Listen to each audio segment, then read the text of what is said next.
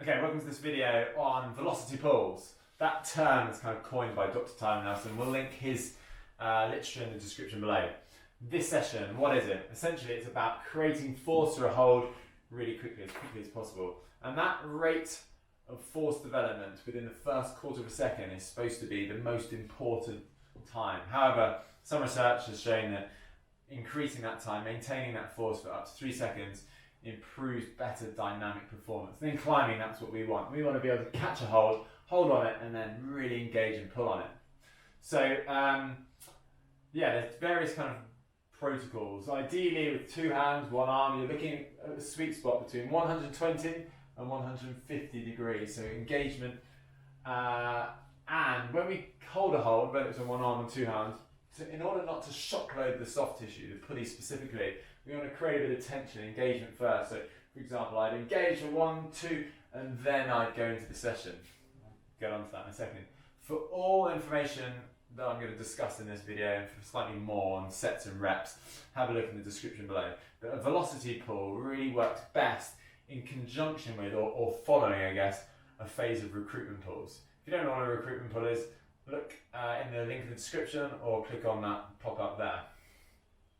So, what hold types are relevant and what grip types are relevant? Essentially, I want to be making it as relevant to me as an individual, to you as the individual.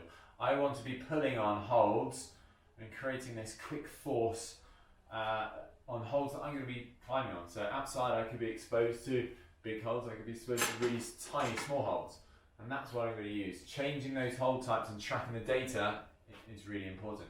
As is changing the grip type. Now, the most important grip for this session is half grip. Catching that hold in half grip is really important, so I can apply as much pressure to the fingertips through that hold as much as possible. If I catch and drag, typically I want to shift so I'm in half crimp.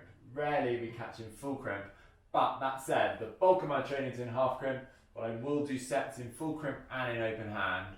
Again, I'll put all that information in the description below. So, how do I do it? Essentially, I'm going to look for that sweet spot of the angle between 120 and 150 degrees.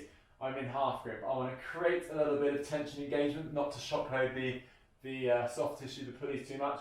And then, so 1 second, 2 seconds, and then jump off the floor to essentially create that fast force development. Now, for me, on a 15-minute edge, that's really easy. So for me, I would probably be doing this. I say probably, I do. On an 8mm edge seems to be better for me at the moment. So I'm creating that force, that initial tension, 1 second, 2 seconds, and then I'm jumping off the floor, and I find that quite hard. So I would also do that on 1 arm, and then, for example, if I do that on a 20mm edge, I can be in half grip. I engage, 1 second, 2 seconds, and then I hop up. Probably pulled a little bit too much there. And it differs to a recruitment pull because I'm still trying to pull as much as possible. I'm trying to make sure that I create tension and my form and my grip, my shoulder, my elbow doesn't drop. But it's that initial jump on, it's that immediate force or the rate of force development that's really important. Whereas in the recruitment pulls, I'll be trying to create that tension and then trying to hold that tension and pull for slightly longer periods of time. Like I said, all of the information I've talked about this, and for more information on sets and reps and when to do it, it's in the description below. I hope you enjoy.